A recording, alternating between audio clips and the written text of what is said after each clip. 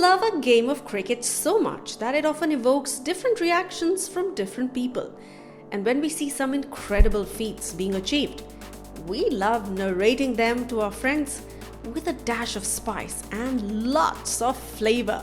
Such exaggerated accounts often lead to a couple of myths. Today at Simbly Chumma, we are taking a look at 5 interesting myths or rumors in cricket. No one has ever hit a 6 against Sir Curtly Ambrose. Undoubtedly, Sir Curtly Ambrose of West Indies is one of the best fast bowlers the game has ever seen. This 6.7 feet bowler is one of his kind. He played 98 tests and took 405 wickets at an average of 21. In the 176 one-days that he played, he took 225 wickets. There is a myth about him that nobody has hit a 6 against him. As much as we all believe it is possible, this is not true. He is a classy bowler indeed, but he has been hit for a 6 by many players, including Inzamam-ul-Haq, Steve Waugh, Imran Khan, Basit Ali, Virendra Sehwag, Colin Miller and many. Imran Khan and Theyve never bowled a no ball. Selected names from legendary bowlers not overstepping in their career remain as one of the biggest myths in cricket history. Lack of accurate data before the days of online portals helped the spreading of unconfirmed facts.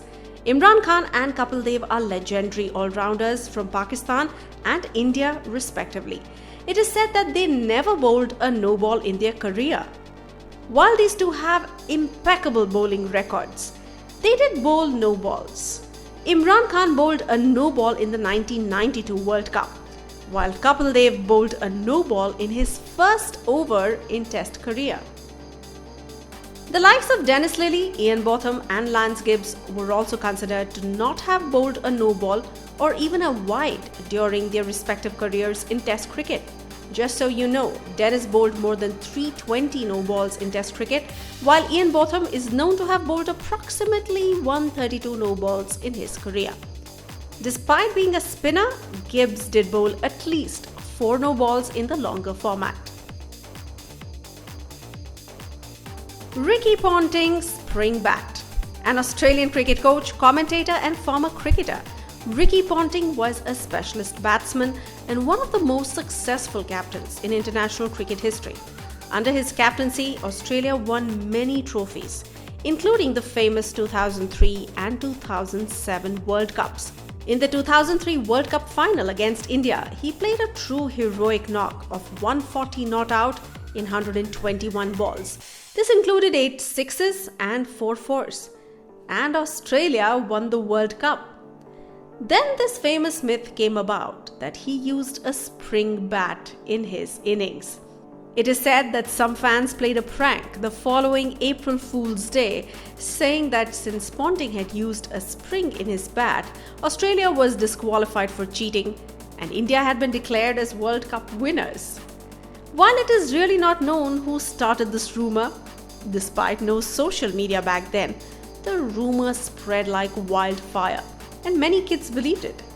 However, Ponting cleared his name after an investigation was done, but the rumor continues to live. Last year, Ponting shared the pics of the bats which he used in the 2003 World Cup final. Soon after his post went viral, Ponting's timeline was flooded with comments of him using spring in his bat. You've just dropped the cup. In another myth from the 1999 World Cup, South Africa and Australia were playing against each other to reach the semi-finals in the Super 6 stage. At one point, it looked like South Africa was winning the match when Steve Waugh came and scored his ODI career's 2nd century. He scored 120 not out in 110 balls. When he was at 50, he played a flick shot against Lance Klusener and the ball directly landed in Gibbs' hands. Gibbs tried to throw the ball in air, but in his excitement, the ball slipped from his hand and the catch was dropped. Then Waugh came and actually said to him, "Do you realize you've just cost your team the match?" But someone misinterpreted this and quoted Waugh as saying, "You've just dropped the World Cup." The devil's number of Australia. The number 87 is considered widely unlucky in Australian cricket, as it is considered to be devil's number. According to a piece by Cricket Australia in 2014, the origin of this superstition began way back in 1929.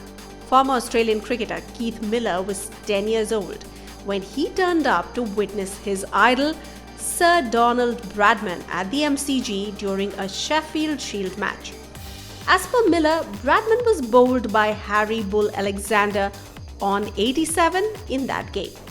The all-rounder assumed 87 to be an unlucky number, as the same repeated when he was playing district cricket and Ian Johnson was dismissed for 87. Johnson went on to become the skipper of the Australian Test team. The superstition spread in Australian cricketing circles when Miller made his debut post the Second World War.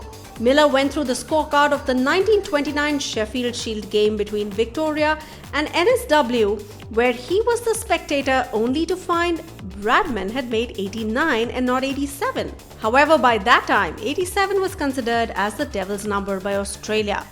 Miller did blame the slow scorecard at the MCG, which made him think that Bradman was 13 runs short of 100 and not 11 runs. Interestingly, stats show that there is no relevance in considering 87 as an unlucky number for Australia. Only 15 test dismissals have been recorded at the score of 87 for Australia, which are the fewest for Australia at any score between 80 and 90 in test cricket. What do you think of this list? Do you know of any more myths in cricket? Please do let us know in the comment section below. If you enjoyed this video and look forward to more interesting content from Simbly Chumma, please do press the like button, the share button, and subscribe.